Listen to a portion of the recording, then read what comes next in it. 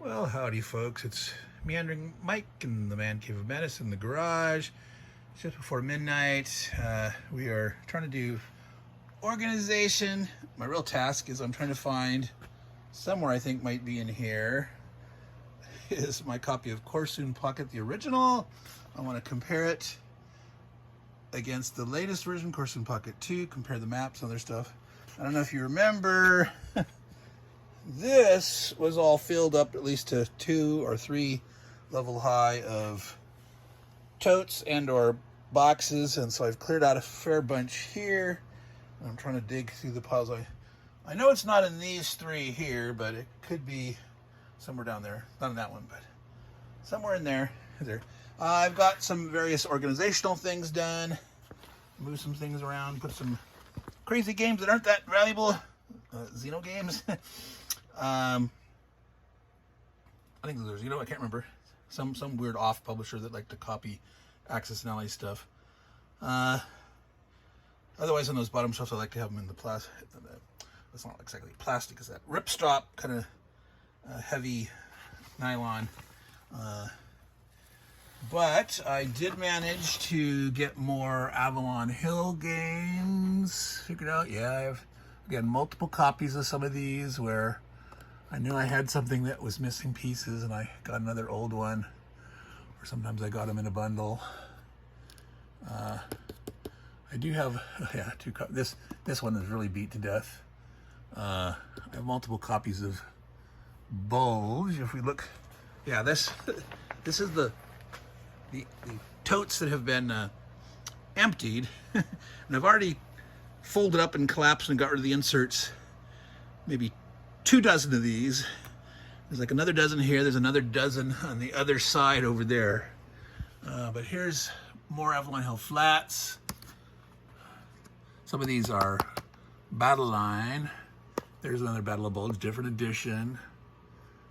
Let's see what's around that way. These are not actually Avalon Hill. These are wooden tile, modular tiles. Engineer's kit. They sold those on Etsy, and I think they had to stop during the pandemic because the price of wood went crazy. Yeah, 2 different editions, 2 copies of D-Day, original Russian campaign, Magic Realm. So you probably can't see those if I hold it up. That's not Avalon Hill, but Siege of Jerusalem. So yeah, so then those are victory games, but then yeah, way too many copies of War and Peace. 2 copies of Fortress Europa, Down with the King, Wizard's Quest. I love this game, and I used to use these to make my own maps and bigger maps. Like use a Risk map or something and just do massive, huge Wizard Quest type battles. Wizards, Dragon Pass, Dragon Hunt, even 2 copies of that. Third Reich, of course there's some different editions in there. First, second, and third. Advanced Third Reich, Rising Sun. 2 copies of Arab-Israeli War, Guns of August. Blackbeard, Freedom of the Galaxy, which I have both SPI elsewhere and the Avalon Hill version. Let's see, that's Rome, Republic of Rome. Panzer Army Africa, which is originally SPI. Panzer Group of Guderian, of course, originally SPI. Let's see, we looked at those. The other side. Some role-playing stuff for... yeah, a lot of people didn't really like these very much. They were weird and a little bit fun. I think I have Horn of Roland inside one of these. I don't have the box. Hitler's War, which is originally metagaming. Conquistador, of course, which was original SPI. Source of the Nile. This is the original Source of the Nile. Civilization. Yeah, multiple copies of that. Advanced Civilization. Dark Emperor.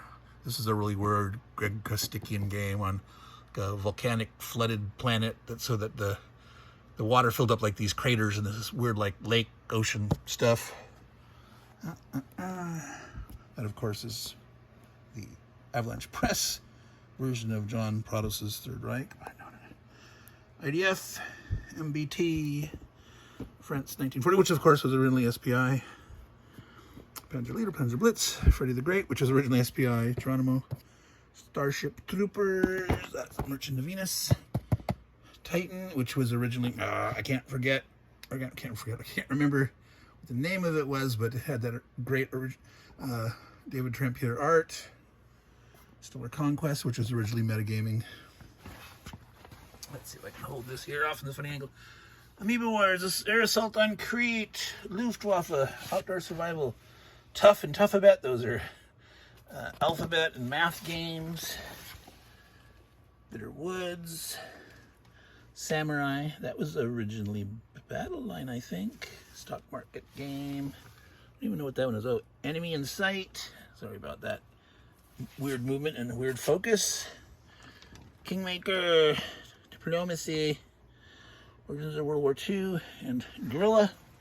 So that is probably 90 to 95% of my Avalon Hill stuff. I know I have like my Napoleon related, except for War and Peace. The other Napoleon related Avalon Hill stuff is upstairs, but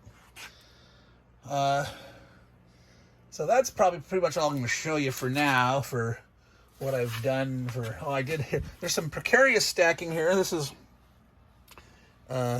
insulation. This, and this are all Rune Wars stuff. Sort of precariously stacked up there because they're kind of like, they're plastic mini stuff. I'm trying to get my mini things together, getting more of my Song and Ice and Fire together. I actually bought some more. I shouldn't have. Hopefully my wife won't watch this video. She doesn't watch them all. I did buy a couple that were on sale. Sorry, moving stuff out of the way. I already showed you the Quinto stuff, but down here, let's see, getting my Zombicide things together. That includes, that box there has Zombicide and the Zepocalypse.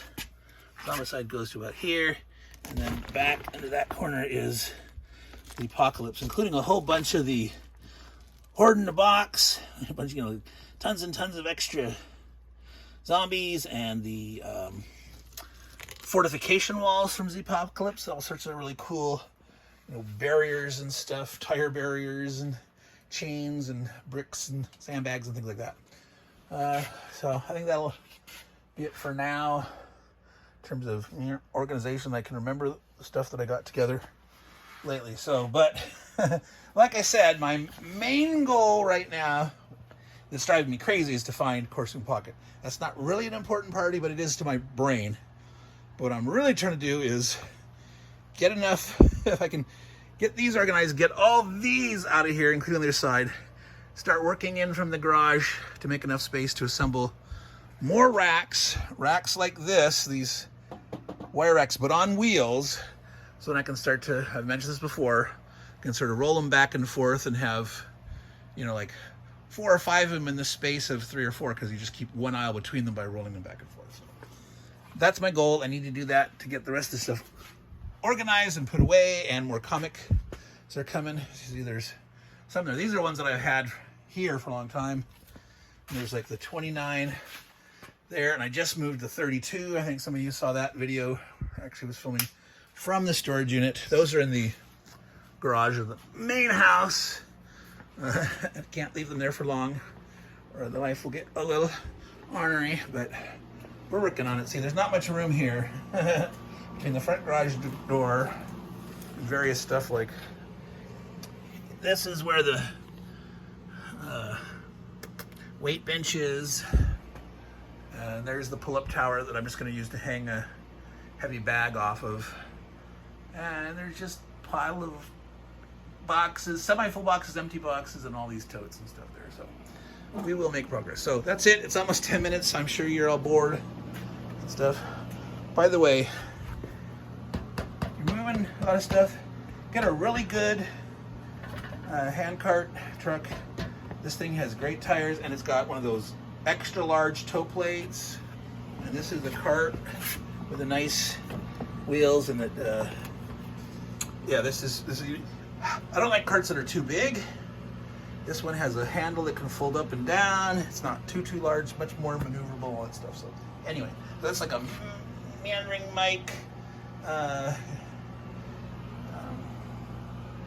public service announcement on, you got too much crap that you need to move.